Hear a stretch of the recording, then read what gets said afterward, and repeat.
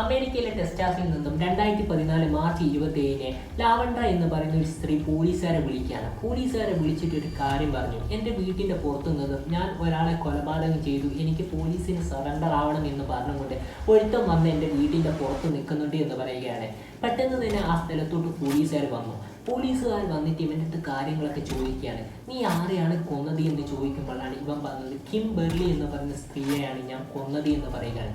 പിന്നീട് ഈ കൊലപാതകം ചെയ്ത വീട്ടിലോട്ട് നേരെ പോലീസുകാരെ വിളിച്ച് കൊണ്ടുപോയിട്ട് ആ നോക്കുന്ന ടൈമിൽ പോലീസുകാർക്ക് കാണാൻ കഴിഞ്ഞത് ആ വീട് ലോക്ക് ചെയ്ത രീതിയിലായിരുന്നു പോലീസുകാർക്ക് കാണാൻ കഴിഞ്ഞത്.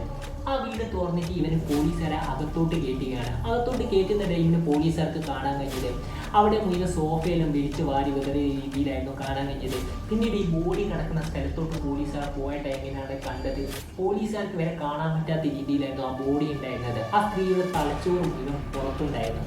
പിന്നീട് പോലീസുകാർ അവിടെ സെർച്ച് ചെയ്യുന്ന ടൈമിലാണ് പോലീസുകാർക്ക് ഒരു നോട്ട് ലഭിച്ചത്.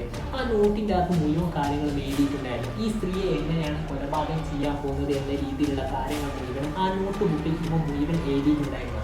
പെട്ടെന്ന് തന്നെ ആ സ്ഥലത്തോട്ട് മീഡിയ വരികയാണ്. മീഡിയ വന്നതിന് ശേഷം ഈ കാര്യങ്ങളെല്ലാം മുഴുവൻ അവിടെ പ്രചരിക്കുന്നുണ്ട്. പിന്നീട് ടി വിയിൽ ഈ കാര്യങ്ങളെല്ലാം കണ്ടപ്പോൾ ഇവരുടെ മകൾ ഈ കാര്യം കണ്ടപ്പോൾ തന്നെ പെട്ടെന്ന് തന്നെ ഈ ക്രൈം സ്പോട്ടിലോട്ട് വരികയാണ്. ക്രൈം സ്പോട്ടിൽ വന്നിട്ട് പോലീസിനോട് പറയുകയാണ് അതെൻ്റെ അമ്മയാണ് എന്ന രീതിയിലെല്ലാം സംസാരിക്കുകയാണ്.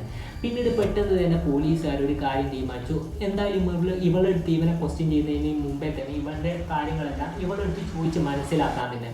അതിൻ്റെ അടിസ്ഥാനത്തിൽ തന്നെ ഇവൻ്റെ കാര്യങ്ങളും എല്ലാം ഇവനോട് ചോദിച്ച് മനസ്സിലാക്കാണ്. ഇവനോട് ചോദിച്ച് മനസ്സിലാക്കുന്ന ടൈമിൽ ഇവിടെ പറഞ്ഞത് ഇവക്ക് പുറത്തുള്ള ആരുമായിട്ട് യാതൊരു തരത്തിലുള്ള ബന്ധവുമില്ല. ഇവൻ്റെ പേര് എന്ന് പറയുന്നത് കെവിൻ എന്നായിരുന്നു. ഈ കെവിന് പുറത്തുള്ള ആരുമായിട്ട് ബന്ധമൊന്നുമില്ല. ഇവൻ വീട്ടിൽ തന്നെയായിരുന്നു. ബന്ധമുണ്ടെങ്കിൽ തന്നെ അത് അമ്മയുമായിട്ട് തന്നെ ആയിരുന്നു എന്ന് പറയുകയാണ്. അവസാനമായിട്ട് നിങ്ങൾ ഈ അമ്മയെ എപ്പോഴാണ് കണ്ടത് എന്ന് ചോദിക്കുകയാണ്. ഇന്നലെ രാത്രി ഒരു ഫംഗ്ഷൻ ഉണ്ടായിരുന്നു. ആ ഫംഗ്ഷനായിരുന്നു അവസാനമായിട്ട് അമ്മയെ കണ്ടത് എന്ന് പറയുകയാണ്. നിങ്ങളിപ്പോൾ എവിടെയാണ് താമസിക്കുന്നത് എന്ന് ചോദിച്ചപ്പോൾ ഇവള് പറഞ്ഞത് ഞാൻ എൻ്റെ ബോയ് ഫ്രണ്ടുമായിട്ട് കുറച്ച് അപ്പുറത്താണ് ഞങ്ങൾ താമസിക്കുന്നത് എന്നായിരുന്നു പോലീസുകാരോട് പറഞ്ഞത്. പിന്നീട് ഇവനെ കുറിച്ച് പറഞ്ഞ കാര്യങ്ങളെല്ലാം പോലീസുകാർക്ക് കുറച്ച് ചെറിയ രീതിയിൽ പോലീസുകാരെ തന്നെ വിഷമിപ്പിക്കുന്ന കാര്യങ്ങളായിരുന്നു പറഞ്ഞത്. അതായത് ഇവൻ ഫ്രെഡിക്കൊരു സൈക്കോ ആയിരുന്നു.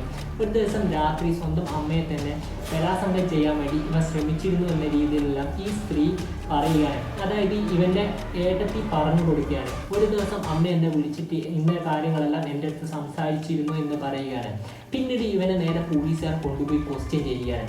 ക്വസ്റ്റ്യൻ ചെയ്യുന്ന ടൈമിൽ ഇവൻ പറഞ്ഞത് ഞാനിങ്ങനെ കൊലപാതകം ചെയ്യാൻ വേണ്ടി തീരുമാനിച്ചിരുന്നു. അത് അന്നേ ദിവസം ഈ സ്ത്രീയുടെ ബർത്ത്ഡേ ഡേറ്റിൻ്റെ അന്ന് തന്നെ ആയിരുന്നു തീരുമാനിച്ചത്. ഈ അമ്മ ടി വി കണ്ടുകൊണ്ട് നിൽക്കുന്ന ടൈമിന് ഞാൻ പോയിട്ട് കഴുത്തിൽ ഒരു കയറിട്ട് മുറുക്കിയിട്ട് വലിച്ചിടുകയാണ്. പിന്നീട് ശ്വാസം മുട്ടിയിട്ട് ശ്വാസം എടുക്കാൻ വേണ്ടി ട്രൈ ചെയ്യുന്ന ടൈമിന് ഞാൻ ചിട്ടിക എടുത്ത് തലയടിച്ച് പൊടിക്കുകയാണ്.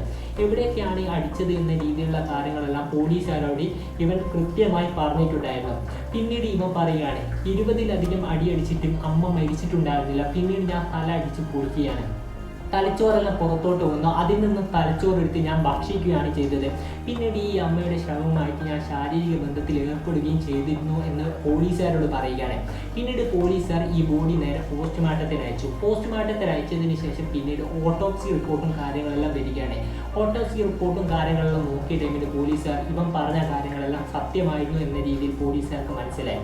അതിനുശേഷം ഇവൻ്റെ കേസും കാര്യങ്ങളെല്ലാം വെച്ച് ഈ കാര്യങ്ങളും അതുപോലെ തന്നെ ഡീറ്റെയിൽസും എവിഡൻസ് എല്ലാം വെച്ചിട്ട് കോർട്ടിൽ കൊണ്ടുപോയി സബ്മിറ്റ് ചെയ്യുകയാണ്. കോർട്ടിൽ കൊണ്ടുപോയി സബ്മിറ്റ് ചെയ്യുന്ന ടൈമിൽ ഇവൻ മാനസിക രോഗിയാണ് എന്ന രീതിയിലുള്ള കാര്യങ്ങളെല്ലാം എടുക്കുകയാണ്. ഇവൻ പോരാത്തതിന് മൈനറും കൂടിയാണ്. ഇതൊക്കെ പോലീസുകാർ കാൽക്കുലേറ്റ് ചെയ്തിട്ട് അതുപോലെ തന്നെ കോർട്ടും കാര്യങ്ങളിലും ജനറലായിട്ട് ഇവനെ തീരുമാനമെല്ലാം എടുത്തതിന് ശേഷം ഇവർക്ക് 106 വർഷമാണ് ശിക്ഷ വിധിച്ചത്. നമ്മൾ എന്തായാലും ഈ വീഡിയോ ഇവിടെ വെച്ച് വൈൻഡപ്പ് ചെയ്യുക. വീഡിയോ ഇഷ്ടപ്പെട്ടാൽ ലൈക്ക് ചെയ്യാൻ, ഷെയർ ചെയ്യാൻ, സബ്സ്ക്രൈബ് ചെയ്യാൻ മറക്കരുത്. ഇതിന് നല്ല വീഡിയോ ആയി വരാമെന്ന പ്രതീക്ഷയോടെ signing off. It's me approve.